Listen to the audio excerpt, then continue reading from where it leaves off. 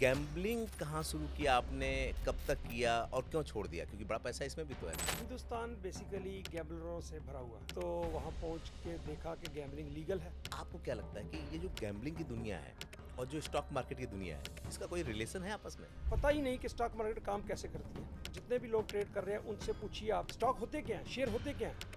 मतलब आप ये कह रहे हैं कि ट्रेडिंग में टोपी घुमाई जाती है, कहीं से पैसा जनरेट नहीं होता। जी, आज मैं उसको लगभग 500 तोले सोना बना के दे सकता था उसी पैसे में। वहाँ भी गैम्बलिंग की आपने? यस, वो गैम्बलिंग ही थी। $10,000 उन्होंने बचा लिए, 90,000 रह गए और 10,000 रोज कसीनो कमाता है। इंडिया का सबसे बड़ा ब्रोकरिंग हाउस जो है वो होशियारपुर में सचदेवा ब्रोकरेज के नाम से, आप गूगल करके देखिए। मैंने इतने कमाए, मैंने इतने कमाए, बस उसको ये नहीं बताता कि बाकी गवाए कितने। तो सेबी को पूछो कि भाई साहब आप बंद क्यों नहीं कर देते फिर, अगर 90% लोग गवा रहे हैं तो। जैसे सिगरेट पे लिखा होता है कि cigarette smoking is injurious to health, am I addicted from gambling. Trading से कमा लिए, रोज बना लिए। आज मैं चार्ट ना गया, आज मैंने 5,000 लगाया और 5,000 कमा लिया। ये क्या है फिर? 50 साल का आपको जुए का एक्सपीरियंस है और जो आज पहले दिन खेलने वाला है, उसमें और आप में कोई अंतर नहीं। मैं 20 साल से डे ट्रेडिंग कर रहा हूँ और मैं पैसे बना रहा हूँ। भाई साहब चैलेंज करता हूँ मैं, हो ही नहीं सकता। जो लोग आना चाहते हैं पैसा बनाने के लिए शेयर मार्केट में, उनको क्या करना चाहिए, कैसे इसमें होना चाहिए? आप खुद से अपने हाथ से फेंक रहे हो, सिक्का अपनी जेब से निकाल के फेंक रहे हो, कोई बेईमानी नहीं है। मैं साइकोलॉजी, आपने सही लफ्ज यूज किया। हाँ। मैं चाहता था आपके मुंह से ये शब्द निकलवाना। आपने कंट्री तो बता दी कि ये 2 कंट्री हैं जो बूम करते जा रही हैं। मुझे बता दो, इन्फोसिस जिसने खरीदा कभी घाटे में रहा हो,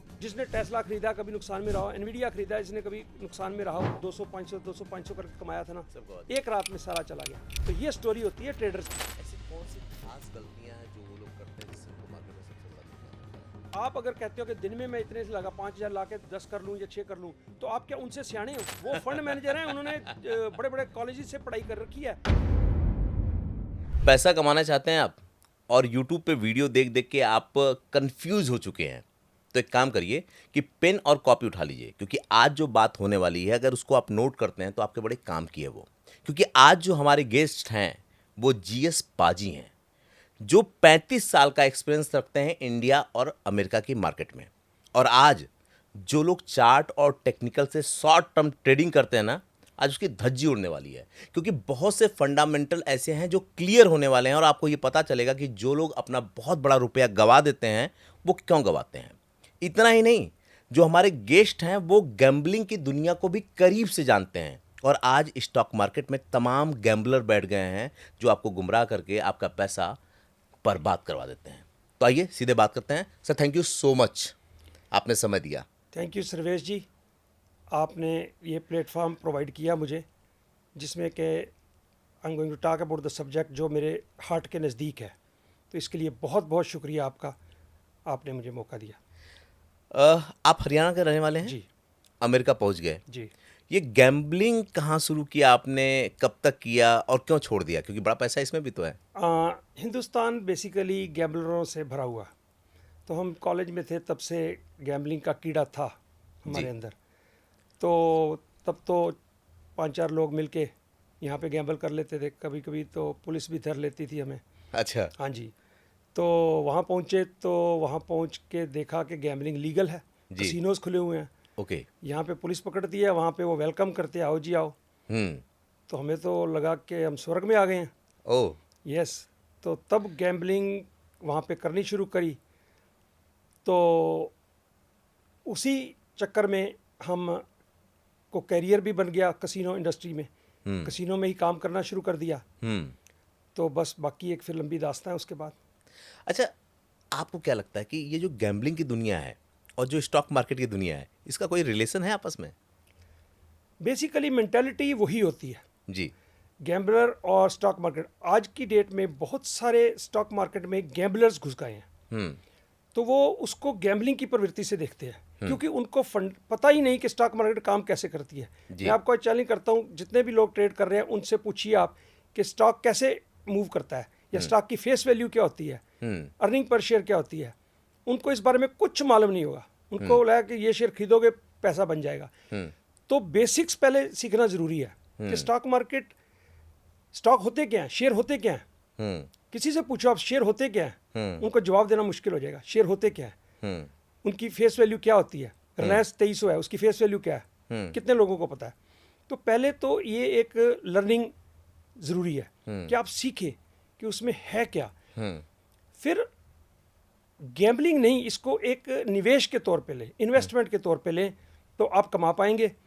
वरना अगर आप ट्रेड करते हो तो अब आगे चल के मैं आपको बताऊंगा कि ट्रेडिंग करने के क्या क्या नुकसान है। चलिए आ ही जाता हूँ सर मैं इस पे।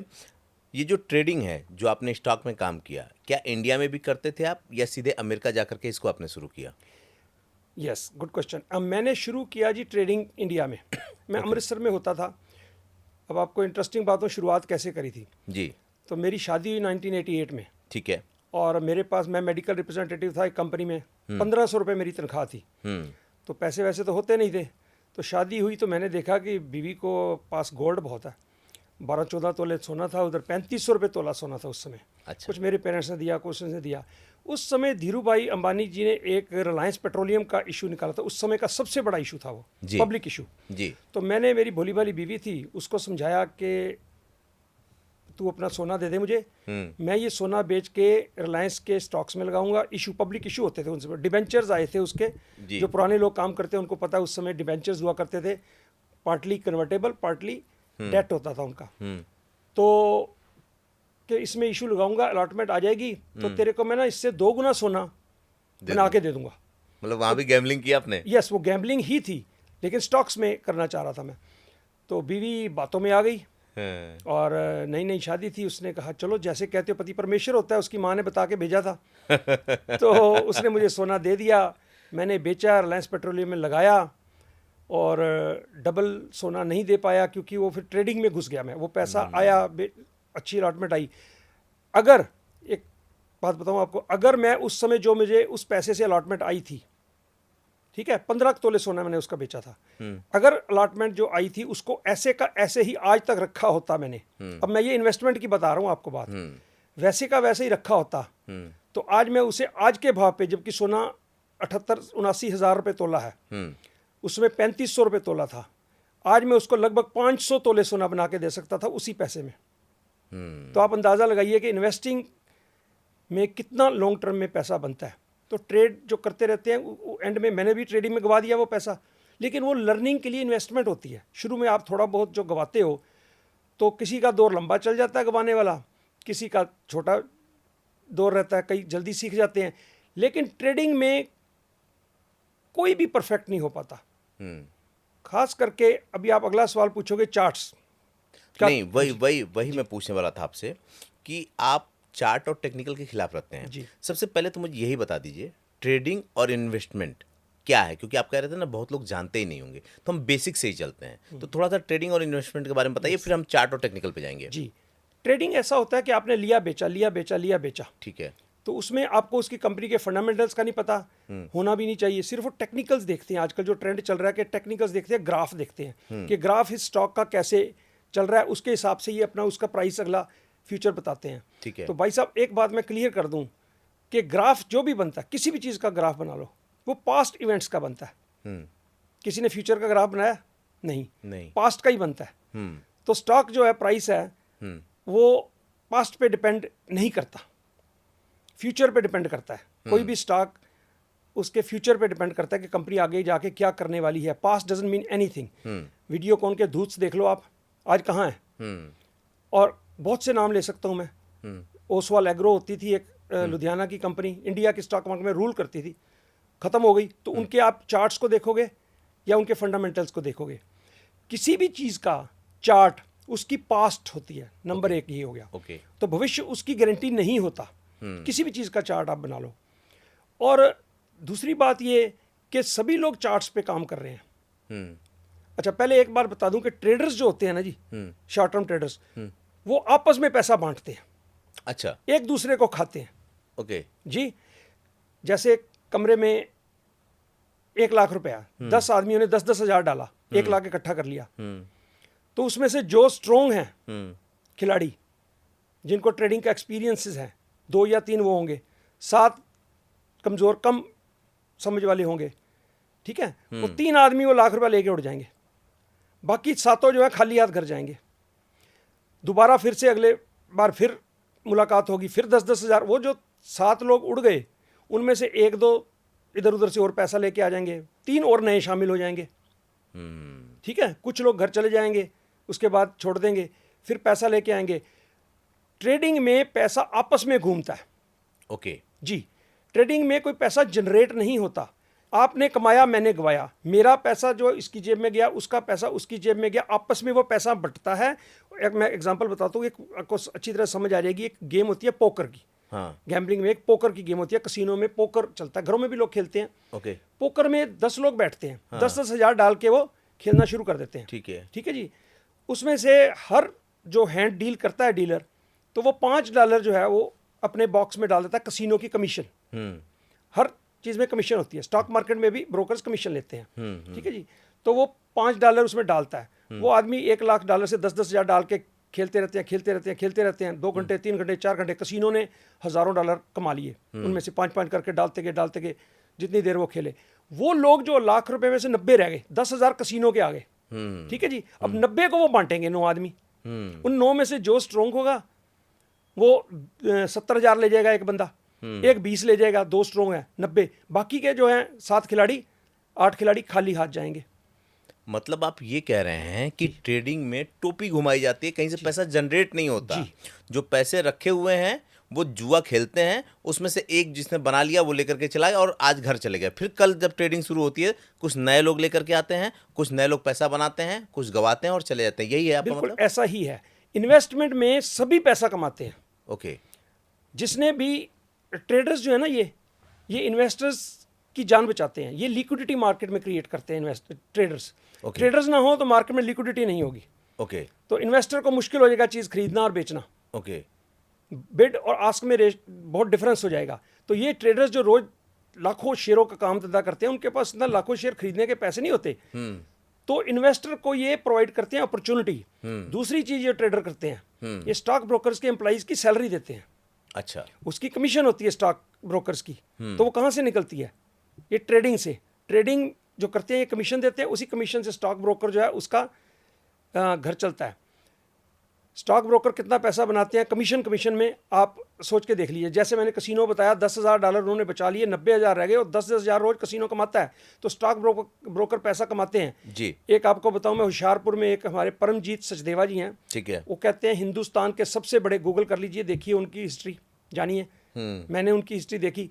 वो ट्रेडिंग करते थे, उन्होंने 2 बार बैंकरप्ट हुए। वो ये स्टॉक्स खरीदा बेचा करते थे। उसके बाद उन्होंने ब्रोकिंग पे आगे ब्रोकर हाउस खोल लिया। आज वो कहते हैं इंडिया का सबसे बड़ा ब्रोकरिंग हाउस जो है वो होशियारपुर में सचदेवा ब्रोकरेज के नाम से, आप गूगल करके देखिए। उनका इतना बड़ा बिल्डिंग है, वो नाम है इंडिया में।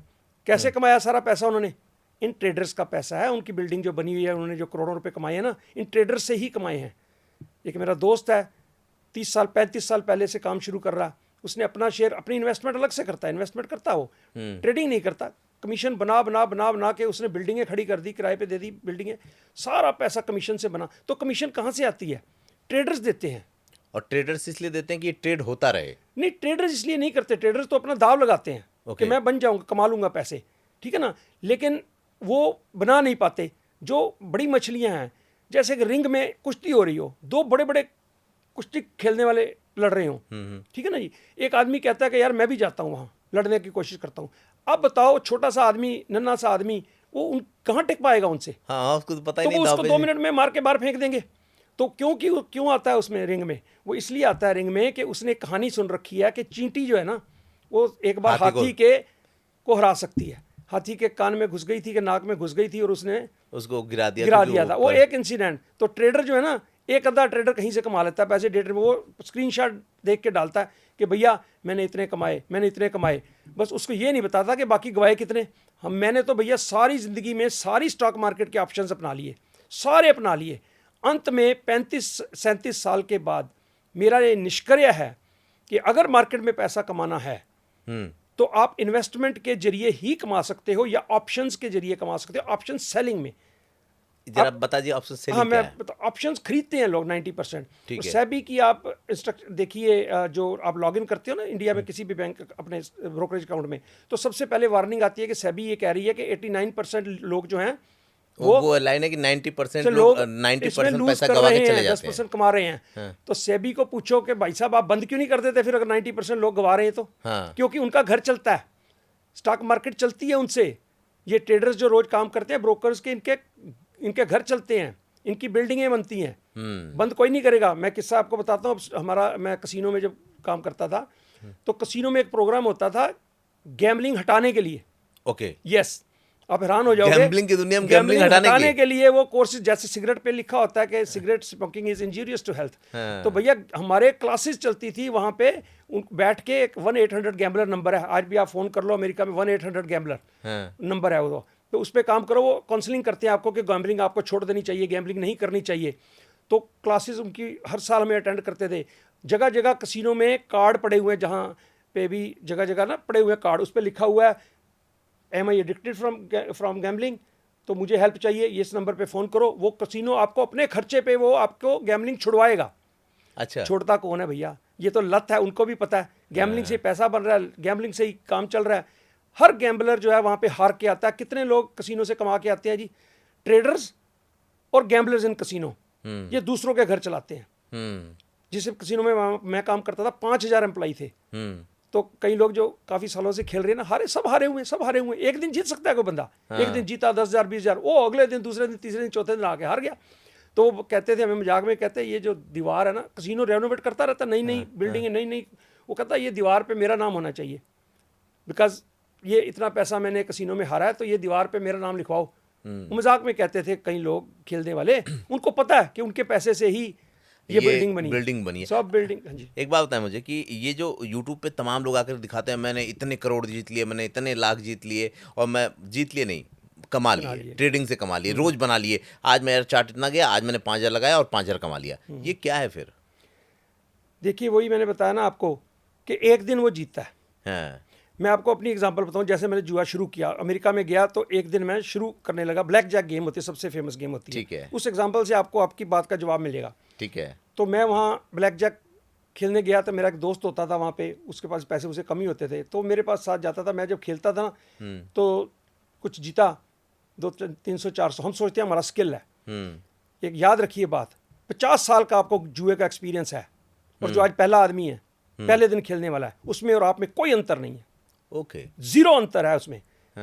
उसके जीतने के चांस जीरो वाले के और 50 साल वाले एक्सपीरियंस के सेम चांसेस हैं जुए में जीतने और हारने के। जुआ समझता मेरे को बहुत जुआ आ गया, वो एडवाइजर बन जाते हैं, उनके पास पैसे खत्म होते हैं। आप कसिनो में जाओ ना, अक्सर आपको घूमते मिल जाएंगे, यार यहाँ लगा, इस नंबर पे लगा दे, इस नंबर। आप क्यों नहीं लगाते? ओ मैं तो हार गया सारा। आप वो दिवाली हो चुके होते हैं, अब वो एडवाइजर बन चुके होते हैं। ट्रेडिंग कम्युनिटी में भी भाई साहब हार के पैसे गवा के इनका इनकम का धंधा कोई और होता है। मैं बड़ी ब्लंट बात कह रहा हूँ। ये जो ट्रेडिंग दिखाते हैं ना, मैं ट्रेडिंग से पैसा कमाया, मैं मानता हूँ एक दिन कमा लिया, 2 दिन बनाया, उसका स्क्रीनशॉट तो बन जाता है। तो हारने वाले का स्क्रीनशॉट इनके घर को ही लेने जाएगा। तो ये जो ट्रेडिंग में कोई बंदा कहे कि मैं एक बार जीत गया, 2 महीने से कर रहा हूँ, मैं जीत रहा हूँ, मैं मान लिया बात। 3 महीने से कर रहा हूँ, मैं फिर भी मान सकता हूँ। कोई बंदा ये कहे मैं 20 साल से डे ट्रेडिंग कर रहा हूँ और मैं पैसे बना रहा हूँ, भाई साहब चैलेंज करता हूँ मैं, हो ही नहीं सकता, मैथ ही नहीं जुड़ता। आपने जितनी कमीशन दी है, आप कैलकुलेट कर लो, 20 साल आपने डे ट्रेडिंग करके जितनी कमीशन दी है, उससे कम कमाई होगी तो आप माइनस में हो। अब हमारे एक दोस्त हैं, बड़े प्यारे इंसान हैं, दीपक वादवाजी दिल्ली के, उनकी मैं बहुत वीडियोस देखता हूँ, बहुत प्यारे इंसान हैं। उनको मैं हाल ही में मिला, उनका बात करने का तरीका, जैसे वो पॉडकास्ट करते हैं बड़े अच्छे से, प्यार से, मजाक में, और मेरे ख्याल से वो पॉडकास्ट के लिए ही बने हैं। तो उनको मेरी सलाह है कि पॉडकास्ट को नंबर 1 प्रोफेशन बनाइए। तो डे ट्रेडिंग भी साथ साथ करते हैं। मुझे नहीं पता उनके हिसाब किताब में कमाया उन्होंने या नहीं कमाया, पर जितना मैं जानता हूँ उनको, जितनी मैं उनकी फितरत देखता हूँ, तो मैं बड़ी बात कह रहा हूँ कि मुझे नहीं लगता दीपक जी ने ट्रेडिंग से कोई पैसा कमाया होगा। उन्होंने पॉडकास्ट में कमाया होगा। ट्रेडिंग में बस वो पॉडकास्ट के लिए ट्रेडिंग है। तो अगर उनको कोई मेरे से बात करनी है, मेरे आमने सामने बैठे, मैं उनको समझा दूंगा, या बहस कर लेते हैं, तो या वो जीतें या मैं जीतूं, कि फंडामेंटल्स के बेस पे इन्वेस्टमेंट करनी ज़रूरी है या ट्रेडिंग पे। आप एक बात बताइए, कोई बहुत बड़ा ट्रेडर है, ग्राफ पे चल रहा है कि ग्राफ ऐसे है, तो क्या ग्राफ कोई आपको बताएगा कि मोदी जी 320 नहीं 270 सीटें लेने वाले हैं? नहीं। उस दिन कितनी मार्केट गिरी थी? दीपक जी को मैं पूछता हूँ, बताओ कोई सा ट्रेडर, डे ट्रेडर, जिसने उस दिन लाखों रुपए ना गवाए हों, करोड़ों भी गवाए हैं। क्यों? एक दिन मार्केट गिरी, मोदी जी की सीटें कम आई जितनी उम्मीद थी, दूसरे दिन फिर कहा कि सरकार बन जाएगी इनकी, मार्केट उतने ही 5,000 पॉइंट, कितने पॉइंट ऊपर चली गई। तो ट्रेडर, कौन सा ट्रेड इस हालात में कमा सकता है? सब ने गवाया। लेकिन जो अगर इन्वेस्टर होता, उसकी एक दिन वैल्यू में अगर 100 रुपए हैं तो उसके रह गए 70, अगले दिन उसके फिर 100 हो गए या 110 हो गए। ये होते हैं इन्वेस्टर। इन्वेस्टर कभी नहीं कमाता। जो फंडामेंटल्स के ऊपर चलता है, कंपनी का स्टॉक क्या होता है। अब आप ना मुझे यही बता दें, बार बार आप फंडामेंटल की बात कर रहे हैं, तो फंडामेंटल पे कोई बात क्यों नहीं करता और फंडामेंटल होता क्या है? उसमें एक्साइटमेंट नहीं है। ओके। जी, क्या हमारी है प्रवृत्ति है शॉर्ट टर्म पैसा कमाने की। फंडामेंटल ये होते हैं कि देखो एक बात बताओ, स्टॉक मार्केट किस चीज़ के ऊपर, स्टॉक का भाव किसी शेयर का, एक कॉमन सेंस है, एक आम आदमी से पूछो कि किसी कंपनी का स्टॉक किस कारण से बढ़ेगा, बताइए आप मुझे, आप बता दीजिए किस कारण से बढ़ेगा। कंपनी के प्रॉफिट ज़्यादा हो, हाँ। कंपनी का रेवेन्यू ज़्यादा हो, कंपनी जिस सेक्टर में हो वो सेक्टर अच्छा हो, बूम करे। हाँ, बूम करे, ठीक है ना जी, मैनेजमेंट उसकी अच्छी हो, ठीक है, राइट, ये चीज़ें होती हैं, ये सारे फंडामेंटल्स हैं। ठीक है। तो उसका ग्राफ से क्या ताल्लुक है फंडामेंटल्स का। दूसरी बात ध्यान से सुनिएगा, जो ग्राफ है ना, चार्ट है, ग्राफ है, उसको कौन बनाता है? Price action. किसी स्टॉक का प्राइस क्या हो रहा है उससे ग्राफ बनता है। प्राइस एक्शन जो है स्टॉक का, किसी का भी स्टॉक मार्केट में, उससे ग्राफ बनता है कि ऐसे ऊपर गया, ऐसे नीचे गया, ऐसे ऊपर गया, ऐसे नीचे गया, ये ग्राफ बन गया। ग्राफ किससे बनता? प्राइस एक्शन से। तो प्राइस एक्शन को, प्राइस को ग्राफ कैसे डिटरमिन कर सकता है? अगर बना ही मेरे से वो है ग्राफ, तो ग्राफ उसको कैसे बना सकता है? प्राइस एक्शन को। ग्राफ प्राइस एक्शन को नहीं बना सकता। डे ट्रेडिंग में तो बहुत ही मुश्किल है कोई आदमी कहे कि मैं प्राइस एक्शन, ये ग्राफ ऐसे समझाने, मैं आपको एक एग्जांपल देता हूँ। कसिनो में गेम होती है बाकरा, बाकरा गेम होती है, काफ़ी लोग खेलते हैं, वो काफ़ी इक्वल लेवल की होती है। एक बैंकर होता है, एक प्लेयर होता है, दो तरफ। तो प्लेयर और बैंकर, 2 कार्ड इसको मिलते हैं, 2 कार्ड उसको मिलते हैं, दोनों का टोटल देखते हैं। प्लेयर दाईं तरफ होता है, डीलर के दाईं तरफ होता है, बैंकर डीलर के बाईं तरफ होता है, प्लेयर के उल्ट हो गया, उसके बाईं और दाईं तरफ हो गया। तो उसका टोटल जो होता है वो जीतता है, ठीक है जी। और उन्होंने मॉनिटर लगा रखा होता है उस टेबल के ऊपर। उस मॉनिटर में लिखा होता है, मैं आपको अगर आप इजाज़त दें तो मैं आपको बोर्ड पे जाके समझाऊं कि कैसे वो उसका ग्राफ बनता है। ठीक है, ठीक है जी, ठीक है। तो वो क्या होता है कि बनते जाते हैं ग्राफ। तो वो जो प्लेयर जीता, बैंकर जीता, प्लेयर जीता, बैंकर जीता, वो प्लेयर होता है ब्लू में, बैंकर होता है रेड में। तो उसके वो बनाते रहते हैं, बनाते रहते हैं, बनाते रहते हैं, बनाते रहते हैं, तो वो एक ग्राफ बन जाता है। तो 3 बार प्लेयर आया, 2 बार बैंकर, 3 बार प्लेयर आया, 4 बार बैंकर, उसको ग्राफ बना लेते हैं। उसके आगे उसके हिसाब से शर्त लगाते हैं, कार्ड भी उन्होंने लिखे होते हैं, लिखे होते हैं, लिखे होते हैं। तो भाई साहब वो सारे जीते हैं फिर तो। कसिनो ने मॉनिटर लगा के रखा है ये आपको बताने के लिए कि ये ग्राफ है। तो ग्राफ कसिनो बता रहा है आपको। अगर कसिनो के खिलाफ वो ग्राफ जा रहा होता तो लोगों को क्यों वो ग्राफ बताता? हाँ, अगर उसके खिलाफ जाता तो उसका नुकसान होता, और वो क्यों आपको बताता? Yes. मतलब ये खेल है इस तरह का, तो जिसको आप देखिए, आइए इन्वेस्ट कीजिए और मार्केट बड़ी होती रहेगी। तो टेबल रखते ही नहीं वो बाकरा के, जिस टेबल से उनको नुकसान है वो रखते क्यों हैं? आपके हिसाब से क्या करना चाहिए? जो लोग आना चाहते हैं पैसा बनाने के लिए शेयर मार्केट में, उनको क्या करना चाहिए? कैसे इसमें होना चाहिए? चलो एक छोटी सी गेम इससे पहले खेलते हैं। ठीक है, आप एक कॉइन है, कॉइन फ्लिप करें। ठीक है, एक कॉइन फ्लिप करते हैं। ठीक है। आप जवाब दें इस बात का कि जब कॉइन फ्लिप करते हैं तो उसमें हेड और टेल के कितने कितने चांस हैं दोनों के? 50-50। 50-50। बहुत अच्छा जवाब। इस जवाब पे कायम रहना आप। ठीक है। जब भी हम फेंकते हैं, अभी मैं फेंकने लगा हूँ एक सिक्का, हेड या टेल, आपने कहा 50-50 है, हाँ, ठीक है? ठीक है। अच्छा, उस कॉइन ने कल या परसों या आधा घंटा पहले क्या हेड या टेल दिखाया था, उसका कोई उस पे मतलब नहीं है, उसका इससे कोई मतलब है? मतलब नहीं है, मतलब नहीं है। आपने फ्लिप कॉइन किया, आ गया। 5 बार आपने फ्लिप किया, ठीक है। आपके सामने उसी से मैं 5 बार फ्लिप किया, 9 बार किया, 9 बार हेड आ गया। क्या हुआ? 9 बार हेड आ गया। आना तो 50-50 चाहिए, लेकिन आपने देखा होगा प्रैक्टिकली आ जाता है। 4 बार भी आ जाता है। जो क्रिकेट वाले टॉस करते हैं, कभी जीतता रहता है हर बार टॉस हमारा कैप्टन। तो 9 बार आपने टॉस किया तो हेड ही आया 9 बार। आपने देखा 9 बार आया, ठीक है? अगर मैं 10वीं बार करने लगा हूं, आपने पैसा लगाना है, आप क्या सोचोगे, किस पे लगाओगे? कि 9 बार आ चुका है हेड, उसी पे लगाऊंगा। आप हेड ही पे लगाओगे। हाँ। तो आप अच्छे गैम्बलर हो थोड़े से। आपने कहा मैं हेड पे ही लगाऊंगा, उसका कारण बता सकते हैं क्यों? उसका कारण ये कि मुझे ये समझ में आ गया कि जो इतनी दफ़ा आया है ना, वो कुछ ना कुछ गेम है, या फिर एक चीज़ दूसरी भी हो सकती है। जो ये गेम खिला रहा है ना, वो बार बार हमको दिखा रहा है हेड आएगा, और गेम मैं में आप ही फेंक रहे हो, आप खुद से अपने हाथ से फेंक रहे हो, सिक्का अपनी जेब से निकाल के फेंक रहे हो, कोई बेईमानी नहीं है। मैं तब इस बारे में, फिर भी आप किस पे लगाएंगे? आप फिर जवाब दीजिए। एक साइकोलॉजिकल वो होगा कि 9 बार हेड आया, 10वीं बार भी आ जाएगा। Here you are, that's what I am talking about psychology. आपने सही लफ्ज यूज किया। मैं चाहता था आपके मुंह से ये शब्द निकलवाना। ह्यूमन साइकोलॉजी है कि कोई कहता है 9 बार आ गया अब 10वीं बार भी हेड आएगा, कोई सोचता है 9 बार आ गया, अब लॉ ऑफ एवरेज ये कहती है कि अब 10वीं बार, क्योंकि 50-50 तो है, तो उसका आना चाहिए टेल। तो वो पैसे अपनी मर्जी से उस हिसाब से लगाएंगे। तो क्या इसका निकला? आप तो अभी कह रहे थे कि 50-50 चांस है। जब 10वीं बार मैं सिक्का फेंक रहा हूं या आप फेंक रहे हो, तो उसके जब 50-50 चांस है, तो आपकी साइकोलॉजी ने आपको क्यों फोर्स किया कि आप हेड पे लगाओ? बताइए। लगातार वही देख रहा हूं मैं। क्यों? क्योंकि आप पिछली हिस्ट्री को तो अभी आप 10 मिनट पहले मैंने आपसे पूछा था कि भाई जब फेंकने वाले हैं सिक्का,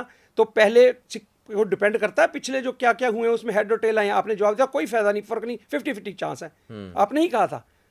तो अब आप कह रहे हैं कि क्योंकि पिछले हेड आया तो मैं हेड पे लगाऊंगा, राइट? तो आप बताइए, आप अपनी स्टेटमेंट से के कायम नहीं रहे। क्यों? ह्यूमन साइकोलॉजी आ गई। ह्यूमन साइकोलॉजी ये कहती है कि लॉ ऑफ एवरेज है, पिछली हिस्ट्री देख के चलती है। 1908 में कोई बीमारी आई, कोरोना आया, 2000 में आया, फिर 2030 में अगर आ गया तो हर बंदा क्या सोचेगा 2040 में फिर आएगा। या मार्केट क्रैश होती है, 2007 में मार्केट क्रैश हुई, 17 में फिर हुई, 2027 में फिर हुई, तो लोग 2037 में लेके चले लेंगे, वो ग्राफ बन गया। तो भैया 2037 में हालात कुछ और हैं, इकोनॉमी स्ट्रांग हो चुकी है, स्टॉक मार्केट बूम पे है, वो मैटर करेगी या कि 17, 27, 37 के मैटर करेगा? आप नहीं करेगा। तो ग्राफ मैटर नहीं करता किसी स्टॉक के प्राइस का, कि ग्राफ क्या बना हुआ है, वो पिछला है, आगे वो ग्राफ फॉलो होगा ये नहीं, क्योंकि हालात बदल गए हैं। मोदी साहब जीतते हैं या ट्रंप जीतता है, उसके बाद हालात बदलते हैं, इंटरेस्ट रेट कम हो जाते हैं, हालात बदलते हैं, किसी कंपनी का किसी के साथ कोलैबोरेशन हो जाता है, उससे कंपनी के फंडामेंटल्स बदल जाते हैं। फंडामेंटल्स होते हैं कंपनी की ग्रोथ, कंपनी के रेवेन्यूज बढ़ रहे हैं कि नहीं बढ़ रहे, वो किस सेक्टर में अपना कमा रही है पैसा, उसकी मैनेजमेंट कैसे अपने पैसे को उपयोग कर रही है, और कितनी इन्वेस्टर फ्रेंडली है वो कंपनी। ये फंडामेंटल्स होते हैं। ईपीएस कितनी है, कितने लोग ईपीएस को समझते हैं या पीई रेशो को देखते हैं? हाँ, वही अब है क्या ना कि जो इंडिया में लोग कर रहे हैं ये काम ना, वो देखा देखी कर रहे हैं। वो सारे लोग ऐसा नहीं कर रहे हैं कि जो फंडामेंटल उसको जान के उस पर काम करें, उनको तुरंत पैसा बनाना, इसलिए वो जा भी रहे हैं। आप अमेरिका में भी रहे हैं, आप इंडियन मार्केट को कहाँ देखते हैं अगले कुछ सालों में? क्या लगता है आपको किस तरह की मार्केट होने वाली है ये? देखिए जी, इंडिया की मार्केट में मैं अकेला नहीं कह रहा, सारी दुनिया कह रही है इंडिया की मार्केट सारी दुनिया को बीट करने वाली है। 2 देशों की इकोनॉमी और मार्केट, स्टॉक मार्केट बहुत अच्छा परफॉर्म करने वाली है अगले कुछ सालों में। एक आपका देश, एक मेरा देश।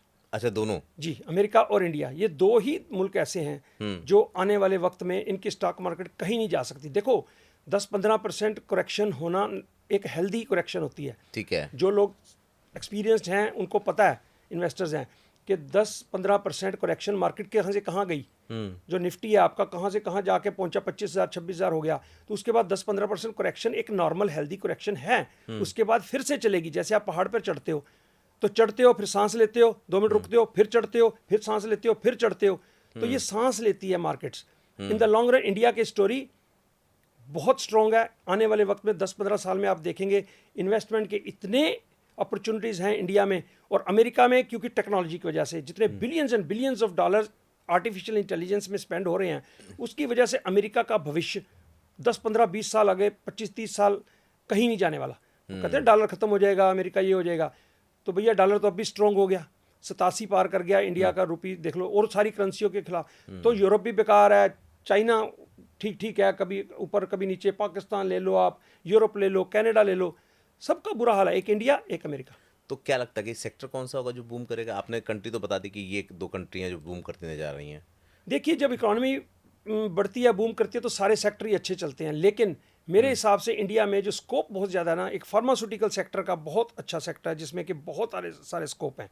इंडिया का गांव का आदमी बाहर आपने केमिस्ट की दुकान देखी हो, जब मैं यहाँ था तो केमिस्ट की दुकान यहाँ एक वो जाके दूसरे शहर के दूसरे कोने में होती थी। आज हर मोहल्ले में केमिस्ट की दुकान है, तो अगल बगल है। और उसकी सेल देखो, खड़े हो जाते 10 मिनट के लिए, 1000 रुपये का बिल, किसी का 1500 का, किसी का 2000 का। सेकेंड चीज़, इंडिया की फार्मास्यूटिकल जो दवाइयाँ हैं सबसे दुनिया में सस्ती इंडिया में है। अच्छा जी, सबसे सस्ती इंडिया में है, फिर भी ये कंपनियां इतना प्रॉफिट कमा रही हैं। जिस दिन इनका प्राइस कोई बढ़ा तो फार्मास्यूटिकल इंडस्ट्री एक मुझे बहुत अट्रैक्ट करती है इंडिया की। दूसरा, एक लॉजिस्टिक्स में बहुत इंडिया के स्कोप है, क्योंकि इंडिया में ग्रोथ होनी है, पुल बनने हैं, डैम्स बनने हैं, सड़कें बननी हैं, हवाई अड्डे बनने हैं। तो उसमें लॉजिस्टिक्स जो है ना, सामान इधर से उधर लाना, वेयर हाउसिंग करना, इस दिशा में जो कंपनियां हैं लॉजिस्टिक्स, वो इंडिया में फेल ग्रो हो ही नहीं करेंगे, सकती। मतलब उनमें निवेश हम कर सकते उनमें हैं। निवेश कर सकते हो आप। और एक फार्मास्यूटिकल में, 2 सेक्टर मुझे इंडिया के बहुत अच्छे, वैसे बाकी भी अच्छा करेंगे, लेकिन मुझे एज ए पर्सन ये 2 सेक्टर्स बहुत अट्रैक्टिव लगते हैं इंडिया की ओके। स्टॉक मार्केट और मैं अगर आपसे पूछूं कि निवेश और ट्रेडिंग दोनों क्या एक साथ किसी को करना चाहिए? बहुत अच्छी बात है कि दोनों अगर कर पाओ आप। ठीक है। देखो, अब जैसे मैं हूँ, मेरा एक इन्वेस्टमेंट का अलग से अकाउंट है, उसमें मैं इन्वेस्टमेंट लेके छोड़ दिया, बस ग्रो होता रहे, ग्रो होता है, अपने आप पैसे बनते हैं उसमें, आपको कुछ नहीं करना पड़ता।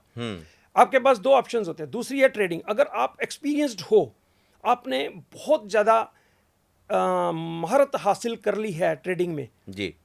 तो डे ट्रेडिंग नहीं मैं कह रहा, आप ट्रेडिंग कर, मैं ऑप्शन की ट्रेडिंग करता हूँ, मैं ऑप्शंस बेचता हूँ, राइट, उसे कहते हैं writing an option. So I right options, puts ले लो, कॉल्स ले लो, कंडोर ले लो, आयरन कंडोर ले लो, सब मैं ऑप्शंस बेचता हूँ। बेचने वाला होता है कसिनो, ओके। खरीदने वाला ऑप्शंस होता है प्लेयर, जिसने कि दिवालिया होना ही होना है प्लेयर ने, ठीक है ना, गैम्बलिंग में। तो डे ट्रेडर या ट्रेडर, शॉर्ट टर्म ट्रेडर है, उसने नुकसान देना है, लेकिन आप जो वो बाय करते हैं ऑप्शंस, अब इंडिया में किसी से पूछ लो फ्यूचर ऑप्शन, बाय करते हैं वो ऑप्शंस, सेल नहीं। सेल करने वाला होता है कि पैसे गारंटीड है। आपको मैं एग्जांपल दे दूं कि कैसे चलता है आम आदमी के लिए, अगर किसी को नहीं पता तो ऑप्शंस क्या होती हैं कि ऑप्शंस, एक बंदा प्रीमियम पे करता है, जैसे रिलायंस है आज उसका सपोज 2300 रुपये भाव है, वो कहता है कि 1 महीने के अंदर ये 3000 हो जाएगा, उसके ऑप्शंस खरीदता है। तो मैं कहता हूँ भाई 3000 नहीं होगा, मेरी एक्सपीरियंस भी है, नॉलेज भी है, अभी 3000 1 महीने में नहीं हो सकता ये, ठीक है ना। तो मैं उसको, वो कहता ले लो 500 रुपये लो आप, वो ऑप्शन खरीद रहा है 3000 के भाव के रिलायंस के। मुझे पता है एक्सपीरियंस होने के नाते कि ये होगा नहीं, मैं उसके 500 ले लेता हूँ, वो कहता 3000 हो जाएगा, मैं 500 ले लेता हूँ। 1 महीना बीतता है, 500 मिट्टी उसके हो जाते हैं ना, 3000 हुआ, शेयर हुआ 2300, 2400, 2500, 2600, 2700, 2800, 2900, जहां भी हो गया, वो 500 उसके मिट्टी हो गए, वो मेरी जेब में आ गए। That's what I do. Options बेचता हूँ, ये होगी call options, put options, call options. बहुत ऑप्शंस में कमाई है अगर आप बेचो। खरीदने वाले मत बनो, खरीदने वाले 90% हारते हैं, 10% कमाते हैं। तो जो ऑप्शंस बेचते हैं वो 99% कमाते हैं, 1% हारेंगे अगर बहुत रैश कोई खेल ले तो। लेकिन लोग कहते हैं कि ट्रेडिंग में जो आप कह रहे हैं, जिसको कह रहे हैं ना कि इसमें फ़ायदा नहीं होता है, लोग आके ये कहते हैं कि ये शॉर्ट टर्म फ़ायदे के लिए अच्छा है ट्रेडिंग, लॉन्ग टर्म के लिए इन्वेस्टमेंट में जाओ। तो क्या शॉर्ट टर्म में सब लोग फ़ायदा पाते हैं? अगर नहीं पाते तो लोग ऐसा कहते हैं क्यों कि शॉर्ट टर्म में फ़ायदा होता है ट्रेडिंग में? मुझे कोई बंदा एक्सपीरियंस बता दो, ये कोई ब्रोकर, कोई अच्छा ब्रोकर जो ये आके ये कह दे कि शॉर्ट टर्म ट्रेडिंग में फ़ायदा होता है लॉन्ग टर्म में। मतलब शॉर्ट टर्म ट्रेडिंग बार बार करते करते, मतलब साल 2 साल करते रहो शॉर्ट टर्म ट्रेडिंग। भैया मैंने आपको पहले हिसाब बताया कि वो पैसा कमीशन में जाना है, वो पैसा सैलरीज में जाना है, ब्रोकरेज में जाना है, वो अल्टीमेटली वो फिल्टर आउट होता जाता है, पैसा आपका पार्ट छोटा होता जाता है। मैं बता, 1 बार कमा सकते हो, 2 बार कमा सकते हो, अपने ऑप्शन खरीद ली, जुआ खेला, option is like pure gambling. अब रूलेट में खेलते हो, रूलेट में आपने नंबर लगाया, एक 15 नंबर लगा दिया, वो आ गया 15 नंबर, तो आपके कितने बन गए? 35 गुना बन गए, ठीक है ना। आप तो बड़े खुश हो गए, जाके बाहर बताओगे मेरे 35 गुना बन गए जी, मैंने 1000 लगाए थे 35,000 हो गए मेरे। वो बस दुनिया को बताएगा, तो लगाने वाले वो आएगा बंदा, मैं लगाता हूँ 15 पे, मैं कोई 12 पे नंबर पे लगाएगा, भाई उसके चांस कितने हैं जीतने के? 1 नंबर के 35 नंबरों में से 38 नंबरों में से 1 नंबर आना, वो नंबर उसका आ गया। बस वही है शॉर्ट टर्म ट्रेडिंग जो है, वो 2 बंदे 4 बंदे ने कमा लिया 1 बार 2 बार, वो शोर मचा देंगे।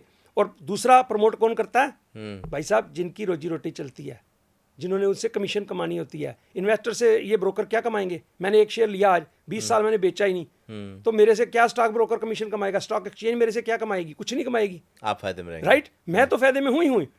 मुझे बता दो, इन्फोसिस जिसने खरीदा कभी घाटे में रहा हो, जिसने टेस्ला खरीदा कभी नुकसान में रहा हो, एनवीडिया खरीदा जिसने कभी नुकसान में रहा हो। ऐसी कंपनी है भाई साहब, ये इनके फंडा कभी भी नुकसान नहीं होगा, चाहे आप पीक पे ले लो। अच्छा, ये जो ट्रेडिंग और निवेश का रिस्क मैनेजमेंट होता है, इसको कैसे करना चाहिए? देखिए उसके कई तरीके होते हैं। कोई आपको हेजिंग कर लेते हो आप उसको, कि जैसे आपने कोई जुआ खेला, तो आप कहते हो कि मैंने 50 रुपए में सौदा किया, तो हेजिंग कर लेते हो कि मेरा 1000 तक का नुकसान मैं सह सकता हूँ। अच्छा। तो 40 में उसी स्टॉक को 50 में खरीदा ना उसका, तो 40 में उसी स्टॉक की आपने पुट खरीद ली, तो उधर भी प्रीमियम पे किया 50 कॉल का, इधर हमने पुट का प्रीमियम पे किया। अगर भाव 40 से 50 के बीच में रहा, आपके दोनों मिट्टी हो गए। इसमें एक टाइम डिके होता है। सर्वेश जी, आप ये समझिए कि जैसे बर्फ है ना, बर्फ हाथ में पकड़ो, आहिस्ता आहिस्ता आहिस्ता आहिस्ता आहिस्ता आहिस्ता वो पिघल के खत्म हो जाएगी, बर्फ होगी ना। तो उसी हिसाब से ये जो ऑप्शन बाय करते हैं ना, वो टाइम के, अगर एक जैसे $125 किसी शेयर का भाव है, आपने उसके ऑप्शन खरीद लिए, 130 के खरीद लिए, जिस भी भाव के स्ट्राइक प्राइस के खरीद लिए, तो एक एक दिन स्टॉक 125 रहा, एक महीने बाद, एक महीने बाद शेयर का प्राइस 125 ही रहा। उसके जो प्रीमियम उसने दिया था वो सारा आहिस्ता एवरी डे घटता गया घटता गया घटता गया। डे ट्रेडिंग में तो ये ऐसे घटता है कि आपने कोई चीज़ 5,000 की ली तो आधे घंटे में 5,000 वाली 1,000 रहती है। तो लोग क्या करते हैं, एक साइकोलॉजी की आपने अभी बात करी थी, साइकोलॉजी इतनी इंपॉर्टेंट है इस गेम में कि भाई साहब लोग क्या करते हैं, एक ईगो होती है हमारी। आपने 50 रुपये शेयर लिया या शॉर्ट किया, आपने समझो 50 में शॉर्ट कर दिया, कोई शेयर भी नीचे जाएगा, तो शेयर का भाव हो गया 52 रुपये। तो आपकी जो ट्रेड आपके अगेंस्ट चली गई। हमारी ईगो है अंदर हमारे, हम ह्यूमन साइकोलॉजी, तो हम ना उसको कहते हैं नहीं यार मैं गलत नहीं हो सकता, आप 52 में और बेच देते हो, डबल कर देते हो अपनी बेट, आपका रिस्क और बढ़ गया, 52 से वो 53 हो जाता है। अगर आप में दम है, पैसे हैं, पीछे से आप पिताजी से और ले सकते हो या यारों दोस्तों से मांग सकते हो, आप क्या करोगे, चलो यार मैं 53 से और बेचता हूँ, और इसमें ऐसा आप डीप घुसते चले जाते हो। मेरे हिसाब से अगर आप ट्रेडिंग करते हो ना, डे ट्रेडिंग, उनके डे ट्रेडिंग नहीं, शॉर्ट टर्म ट्रेडिंग, उनके लिए एक सलाह है, अगर आपको लगे कोई ट्रेड आपका गलत चला गया तो भाई साहब काट दो, तुरंत हटाओ उसको, तुरंत काट दो। ईगो से अपनी ईगो मत रखो, गलत हो गया ट्रेड काट दो, जो नुकसान हुआ उसको खींचते रहोगे उसे डबल डाउन करते रहोगे तो नुकसान इतना हो जाएगा, फिर आप दोबारा स्टॉक मार्केट की तरफ मुंह नहीं करोगे। ये पूरा जो शॉर्ट टर्म है ना, वो लोग चार्ट पे ही करते हैं जी। ये तो आपने भी देखा होगा, काटना, लेना, खरीदना, काटना। तो क्या ये चार्ट कितना उपयोगी है उन लोगों के लिए, और कितना भरोसा करना चाहिए चार्ट पे? वही बताया ना जी, वो पास्ट की को इंडिकेट करते हैं, उसकी कैंडल्स बना लेते हैं, कोई ये कैंडल्स बन गई, ये 50 day moving average, 20 day moving average, ये सारी चार्ट्स की गेम ये अपने बेचते हैं। मैंने एक बार ट्राई किया था सुरेश जी, सिर्फ ट्रायल के लिए, लगभग 6-8 महीने पहले मैंने कोई यूट्यूब पे वीडियोस देखी, कुछ इंडिया के 3-4 यूट्यूबर थे, वो फार्मूला बता रहे थे कि इस फार्मूले से आप करो, 3 कैंडल्स रेड हो जाएंगी तो एक ग्रीन हो जाएगी, इस तरह से करके उन्होंने बोला। तो मैंने भाई साहब 3 कहने जी बैक टेस्टिंग हमने कर रखी, तीनों मैंने अपने अमेरिका के स्टॉक्स मार्केट पे ट्राई करी, 3 सिर्फ, मुझे पता था इसमें कुछ नहीं बढ़ना, लेकिन मैंने सिर्फ इस बात के लिए कि चलो करता हूँ मैं इनको चेक करने के लिए, तीनों में मैं फेल हुआ, तीनों में मेरे पैसे नहीं बने। मैं उनका नाम नहीं लेना चाहूँगा, जो बड़े अच्छे यूट्यूब पे वो टीच करते हैं। तो भाई साहब कोई फार्मूला बना ही नहीं है ऐसा, क्योंकि उसकी आप किसी भी चीज़ की बैक टेस्टिंग करो तो हाँ, तो उसका फ्यूचर पे आप वो नहीं कर सकते कि जो बैक में हुआ फ्यूचर में होगा। राइट।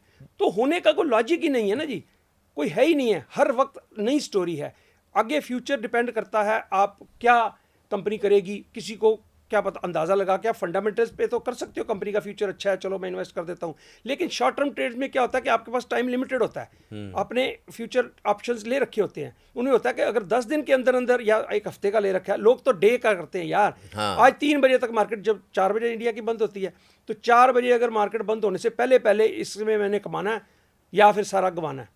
ऐसा ही लोग रोज ना, आप यही कहते हैं भाई मैं तो रोज का कमाता हूँ रोज। हाँ। जैसे कुछ लोगों की मानसिकता मैंने सुना, उन्होंने कहा कि मेरे पास इतना पेशेंस नहीं कि मैं 10 साल के लिए इन्वेस्ट करूँ, पता चले 10 साल बाद कुछ हो जाए तो मेरे पैसे तो चले जाएंगे, तो मैं तो रोज कमाता हूँ, रोज बना लेता हूँ, और मैं 10 साल के लिए नहीं जाता हूँ। बहुत अच्छी बात। मैंने ना एक बात अपनी ही काट दी, पूरी नहीं कर सुना पाया। मैं जब ब्लैक जैक खेलने जाता था कसिनो में, तो मैं खेलने गया, 100-200 जीता, तो एक बंदा मेरा दोस्त था, वो कहता यार तू टिप देता है 500-700, तू जीतता है, तू 5-5 करके डीलर को टिप दे देता है, तो मैं तेरे साथ चलता हूँ, तो मुझे अपना समझ ले दोस्त, तो मेरे को टिप दे दिया कर। मैंने कहा चलो, तो हम गए, 50 मील दूर था कसिनो जिस पे हम जाते थे, तो खेले, मैंने 500-400 जीते ब्लैक जैक में, उसको 5-5 करके देता, उसके $100-150 रोज के बन जाने। ये अलग बात है, उसने उसके बाद मेरे से छिपा के इधर जाके कहीं फिर दोबारा टेबल पे जाके 150 खेलना, 150 उसने जीरो कर लेने। वापसी पे कार पे ड्राइव करते आते हुए बताता था यार मेरे तो 150 जो तूने दिए थे ना, वो मैं तो हार गया। तो रोज का काम, मैं भाई साहब 1 महीना, लगभग 1 महीना हम जाते रहे, 500-700 500-700 200-300 500 जीतते, घर आ जाते, 50 मील जाना है, 50 मील आना है, तो बड़ा अच्छा चल रहा। वो उसको मेरे को कहता है कि भैया, तब मैं गैमलिंग करता था, तो कहता है कि भैया आप अभी हार ही नहीं सकते, आप तो गैमलिंग करने वाले कहते हैं आपकी ना लड़ी बन गई है, इस तरह के लफ्ज़ यूज़ करते हैं। तो मैंने कहा अच्छा, भाई साहब एक रात हुई, मैं गया वहीं पे, मेरे पास 8-9 हज़ार थे, वो हारा। उसके बाद मैं रात को 3 बजे घर आया, घर से मैंने और कैश पड़ा था वो उठाए, फिर मैंने क्रेडिट कार्ड से लिए, एक दूसरे कसिनो में गया क्योंकि वो नज़दीक था, वहाँ गया, वहाँ हारा। जितना मैंने 25, 26, 27 दिनों में 200, 500, 200, 500 करके कमाया था ना, सब गवा दिया। एक रात में सारा चला गया। तो ये स्टोरी होती है ट्रेडर्स की। शॉर्ट टर्म में मैंने आज इतना बनाया, आज मैंने डेट इतना बनाया, इतना बनाया, एक दिन आएगा, एक दिन सिर्फ चाहिए, उनको सारा जाएगा। क्योंकि वो जो बड़े पहलवान थे ना, पहलवान, वो आपको वापस ले लेंगे। उनकी पहलवानी के चक्कर में दूसरे बेचारे कट जाते हैं। एक और एग्जांपल बता दो, एक आदमी मैक्सिकन लड़का था, हाँ, मेरे सामने कसिनो में, उसने $50 डाले उसमें, मशीन में, स्लॉट मशीन होती है ना, स्लॉट मशीन में जुआ खेलते हैं। हाँ। भाई साहब उसके 5 लाख निकल आए, $5 लाख। तो लोग इकट्ठे हो गए, वाह जी वाह 5 लाख। वो लोग आने आ जाते हैं, फोटो खिंचाई, कसिनो ने अपनी उस वेबसाइट पे डाली हुई, इसके 5 लाख जीते हैं। उसको $3.5 लाख मिला टैक्स काट के। ठीक है, स्लॉट मशीन पे जो खेलते हैं उनको टैक्स कट जाता है, तो 3.5 लाख उसको कैश मिल गया। तो बड़ा लक्की है, बड़ा लक्की, सारे का यार कमाल लक्की है। भाई साहब महीने के बाद मुझे वो बंदा नजर आ गया। तो वैसे ही मैंने कहा, oh hello you are the man, same man जिसने 5 लाख जीते थे। मैं क्या बना और कैसे चल रहा है? उसका सिर नीचा, उसने बताया भाई साहब काश मैं ना जीता, काश मैं ना जीता उस दिन $5 लाख। $5 लाख के 3.5 उसे मिले, 3.5 लाख कहता तो मैं हार गया अभी तक। ठीक है ना। बाकी मैं कम से कम 50-60 हज़ार लोगों से उधार लेके अपना क्रेडिट कार्ड में से निकाल के मैं हार चुका हूँ। अब मैं बड़ी मुश्किल स्थिति में हूँ, मैं क्या करूँ? तो मैं तो बैंकरप्ट हो रहा हूँ। तो मेरे वो सारे चले गए पैसे। तो एक लोहार की, क्या कहते हैं, एक सुनार की, 100 सुनार की, एक लोहार बस की। बस वही है, वही वाली बात है। तो कसिनो कहता है कि जब उसने 3.5 लाख दिए ना उसको, 1.5 लाख तो उन्होंने इनकम टैक्स डिपार्टमेंट को दे दिए कसिनो ने, 5 लाख कसिनो की जेब से तो 5 लाख गए, 5 लाख दिए तो कसिनो आश्वस्त था, हाँ कि मेरे तो मिल गए ये हैं। बंदा वापस आए। नहीं जी नहीं, ये बंदा 5 लाख 50 बंदों को बताएगा कि मैंने 50 डाले थे, मेरे 5 लाख बन गए। तो वो कितने लोग कसिनो में आएंगे उसी चीज को देखकर, राइट? वो कोई 1000, कोई 2000 अपनी कैपेसिटी के मुताबिक। कसिनो ने 5 लाख उसके भी ले लिए और आसपास के लोगों के भी बाकी ले लिए। कसिनो के पास तो इतना ढेर, उसके तो कसिनो कहता है मेरे बैंक में पड़े हैं ये पैसे जो लेके गया, जीत के गया। या तो कोई बंदा वो जीत सकता है कि एक बार कसिनो में जाए, 10-20 हज़ार जीते, उसके बाद दोबारा कसम खा ले मंदिर गुरुद्वारे में जाके कि मैंने नहीं भैया आज के बाद खेलना, वो तो जीत के निकल सकता है। अगर कोई बंदा कहे मैं कसिनो में जुआ खेल रहा हूँ 10 साल से और मैं जीत रहा हूँ, प्लस हूँ मैं, भाई साहब 100% झूठ है, वो हो ही नहीं सकता। अगर ऐसा हो तो कसिनो ना बंद हो जाए। मतलब कसिनो शेयर बंद हुआ, मार्केट जो है, शेयर मार्केट और कसिनो एक ही जैसे, पहले आदत खराब करते हैं फिर सब लेकर के भगा जो देते हैं। डे ट्रेडिंग में है ना ऐसा ही है। जो कसिनो जो $50 का 5 लाख बना ना, वही डे ट्रेडिंग वाले हैं। वो बताते हैं कि मैंने इतना बनाया, उनकी स्क्रीनशॉट ये वो देख के कई लोग अट्रैक्ट हो जाते हैं, लेकिन वो सारे उसमें कंट्रीब्यूट करते हैं। उस जो होता ना पार्ट में कंट्रीब्यूट करते हैं, वो उसमें से तनख्वाहें चली जाती हैं, स्टॉक एक्सचेंज की कमीशन चली जाती है, इतनी बिल्डिंग है स्टॉक एक्सचेंजेस की, सारा पैसा सारा खर्चा वहाँ जाता है। ये तो बेचारे गवा के जाते हैं। चलिए इनके उस पे तो हमने जान लिया। जरा मैं ये जानना चाहूँगा कि जो निवेशक होता है, जो ट्रेडिंग करने वाला है, ऐसी कौन सी खास गलतियाँ हैं जो वो लोग करते हैं जिससे उनको मार्केट में सबसे बड़ा नुकसान होता है? सबसे बड़ी वही मैंने बताया कि उसके पास ईगो होती है, वो उसको सौदे को काटते नहीं है। सबसे बड़ी गलती ये करते हैं। आपको पता, जैसे निवेश भी करा मैंने, किसी कंपनी में निवेश करा, इन्वेस्टमेंट करी, ज़्यादा कर दी, तो कुछ देर बाद मुझे पता चला कंपनी के फंडामेंटल्स बदल गए हैं, कंपनी की कोलैबोरेशन थी फलानी कंपनी से, उससे टूट गई है।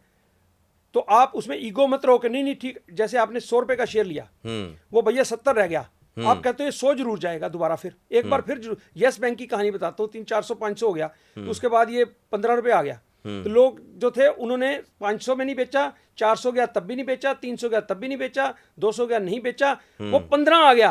लेकिन वो इस उम्मीद में है कि भैया 500 दोबारा जाएगा। तो मैं कहता हूँ नुकसान बुक करो। सबसे ज़्यादा जो है ना आपको मरवाता है, वो ये मरवाता है कि आप लॉस बुक नहीं करते। कोई गलत डिसीजन हो गया उसको मान लो, निवेश गलत हो गया, या डे ट्रेड में भी या किसी भी ट्रेडिंग में भी आप कर रहे हो, आपको लग गया कि गलत हो, उसको फिर उसके पीछे ना पड़े रहो, छोड़ो, आगे फिर गाड़ी आएगी। स्टॉक मार्केट रोज खुलती है, दोबारा आ जाएंगे पैसे। नुकसान को बड़ा मत होने दो। सबसे पहले देखो जी, इन्वेस्टर के लिए या ट्रेडर के लिए भी सबसे पहले तो है कि आप नुकसान से बचो।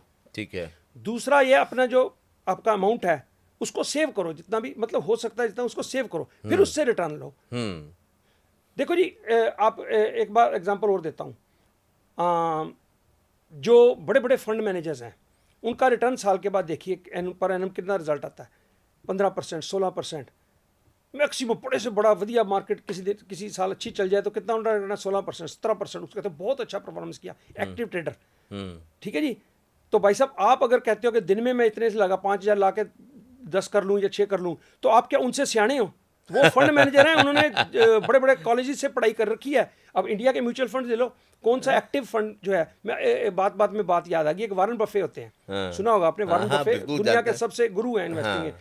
उन्होंने जी 2007 में कहा, एक चैलेंज दिया 2007 में कि जी 10 साल के बाद मैं इंडेक्स में लगाऊंगा पैसे, और जो एक्टिव ट्रेडर हैं, जो खरीद बेच करते हैं, ध्यान से सुनिएगा इस बात को, तो उनसे उन्होंने कहा भी 1 मिलियन की शर्त लगाता हूं कि आपको मैं बीट करूंगा, कि मैं कुछ नहीं करूंगा, मैं कोई शेयर लेके रख दूंगा, और आप एक्टिव ट्रेड करते हो, लिया बेचा।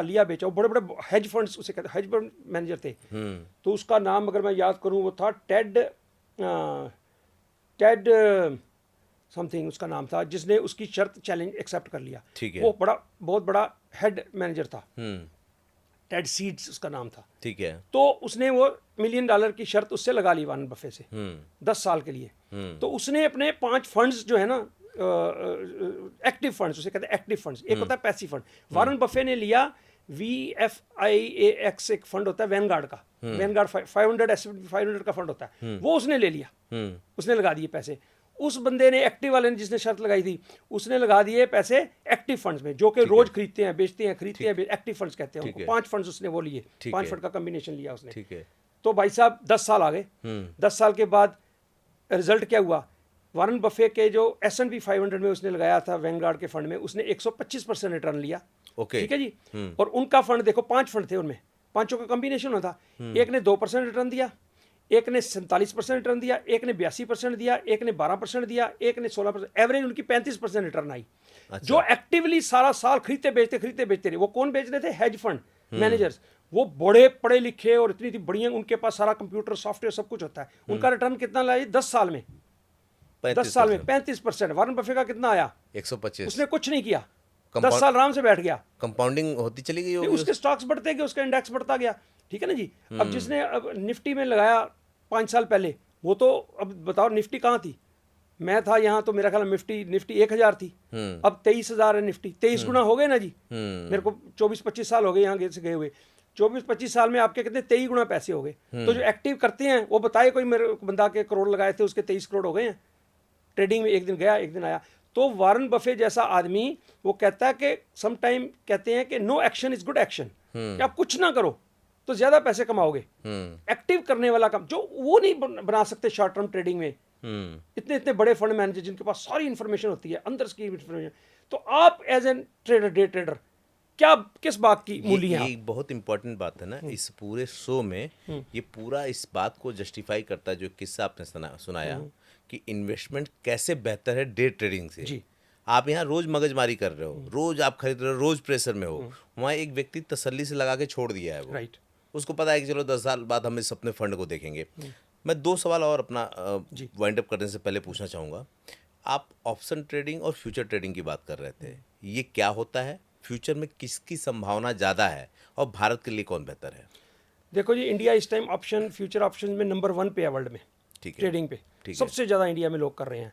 मैं ये सलाह देता हूँ कि आप जो निवेशक हैं, देखो डे ट्रेडर्स और उनके लिए तो मैं सलाह बहुत दे चुका कि छोड़ो इसको, कल के छोड़ते आज छोड़ो। ठीक है जी। अपना पैसा बचाओ जो अपने पास पैसा है। तो अब सलाह दूंगा मैं निवेशक को, उनके क्या कर सकते हैं ऑप्शंस यूज करके। सिंपल बात है, जो निवेशक अपना कोई शेयर खरीदना चाहे, जैसे आप रिलायंस 2300 रुपये है, तो आप सोचते हो मैं 3000 होएगा तो बेच दूंगा, सोचते हो 6 महीने में, तो आप भाई साहब 3000 की उसकी पुट बेच दो। उस 2300 रुपये के शेयर खरीदोगे, 2,30,000 रुपये लगेंगे। उसकी बजाय आप 3000 में आपने बेचना है ना वो शेयर 2300 लेके, टारगेट आपका 3000 की उसकी पुट बेच दो। पुट बेचोगे तो आपको शेयर 23 वाला 2200 में पड़ जाएगा। क्योंकि उसका प्रीमियम होगा 800। तो आपको $800 वो मिल गए। आपने 23 का लिया, एक बच गया, आपको कंफ्यूजिंग है, आपको ऐसे शायद समझ ना आए, लेकिन जो कम करते हैं उसको पता है कि पुट बेचने से इन्वेस्टमेंट शेयर के लेने के लिए आपको सस्ता शेयर पड़ जाता है मार्केट से भी। ओके 2300 का शेयर है 2200 का पड़ जाएगा, 2100 भी कभी पड़ सकता है अगर साल की आप पुट बेच दो। दूसरा होता है आपके पास अगर कोई शेयर हैं, कोई भी शेयर पड़े हुए हैं आपके पास, उनकी आप कवर्ड कॉल बेच सकते हो, ओके अपना प्रॉफिट डबल कर सकते हो। मैं आपको एग्जांपल देके बताता हूँ अपना। एक शेयर $50 का शेयर है, ठीक है, नाम भी ले देता हूँ उसका, OMF। ओके अभी उसका $58 रेट है, ठीक है। $58। ठीक है मेरी उसमें अच्छी इन्वेस्टमेंट होती है, और डिविडेंड देता है जी 8%। 8% डिविडेंड। आप डिविडेंड पेइंग स्टॉक्स ढूंढ लो। इंडिया में डिविडेंड्स का रिवाज कम है, बहुत कम थे, लेकिन हमारे वहाँ बहुत अच्छा डिविडेंड 11-12% तक भी डिविडेंड दे देते हैं। तो 8% वो डिविडेंड देता है। उसकी मैं 1 साल की पुट बेच देता हूँ। 50 शेयर, ₹50 भाव है ना उसका, मैंने उसकी 60 की कॉल बेच दी, कवर्ड कॉल।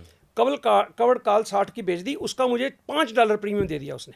अच्छा ठीक है जी, $1 क्वार्टर का, तो $4 मेरे को डिविडेंड उसका आया, $5 मेरे को कवर्ड कॉल के मिल गए। 9 तो आप परसेंट लगाइए, 20% मेरे को रिटर्न आ गया।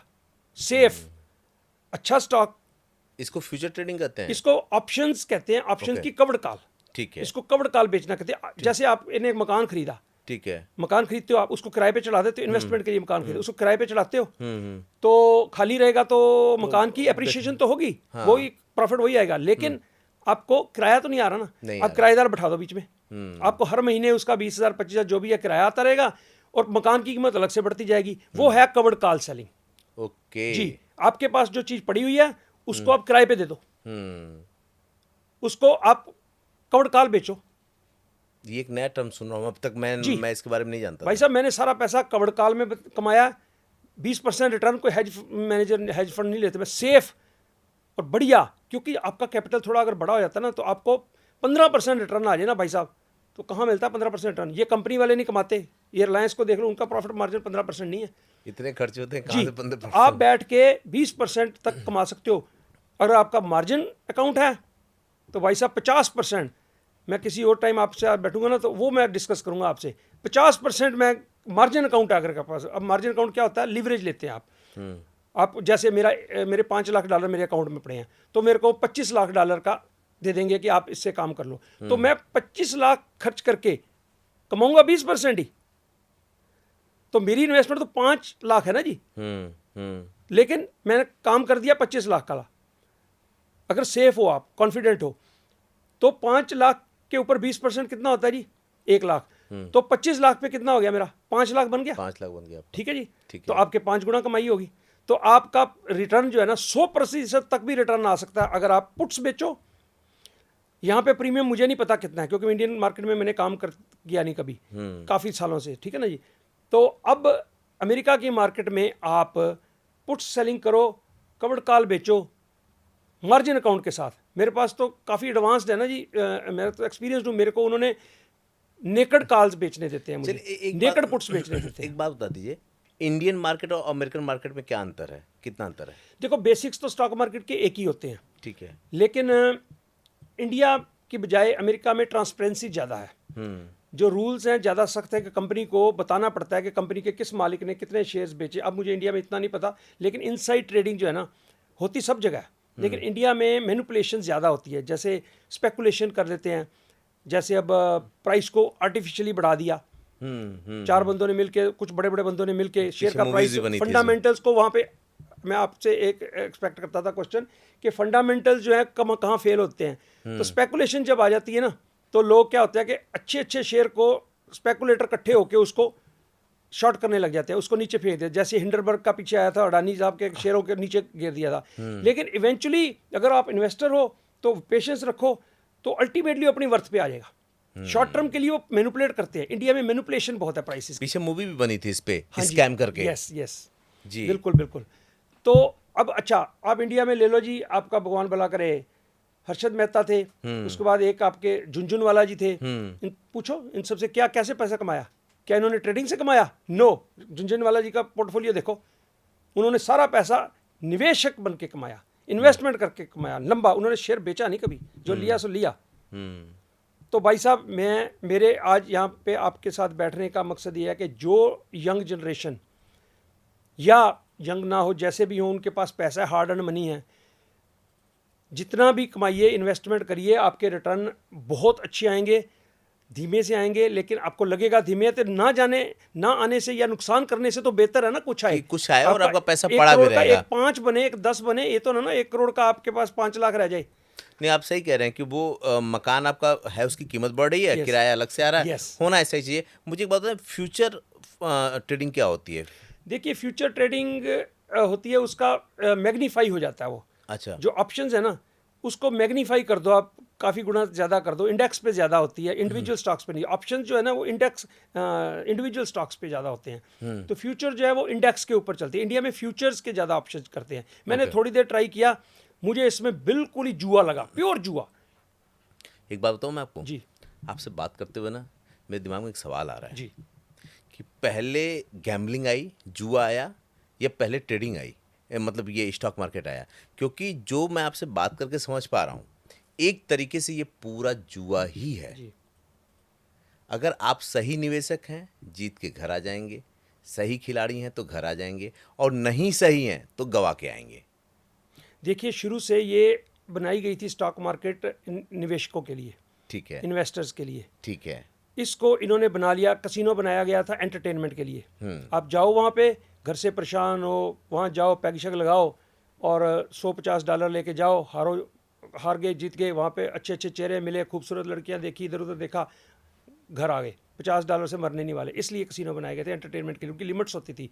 उसके बाद कसिनो ने उसको बिजनेस बनाया। स्टॉक मार्केट का भी यही हाल है, ये था इन्वेस्टर्स के लिए। उसके बाद लिक्विडिटी इंक्रीज करने के लिए इन्होंने ट्रेडर्स पैदा किए, ऐसे हालात पैदा किए लोगों के लिए कि स्विंग कितनी होती है स्टॉक मार्केट, इतना ऊपर नीचे। कंपनी का फंडामेंटल थोड़ी बदल जाता है एक दिन में। क्या कंपनी के प्रॉफिट्स या लॉसेज या उसकी रिपोर्ट तो 3 महीने के बाद आती है, उसके कोई फंडामेंटल्स नहीं बदलते, लेकिन उसका भाव एक दिन क्या है, दूसरे दिन क्या है, ये इसको स्पेकुलेशन कहते हैं।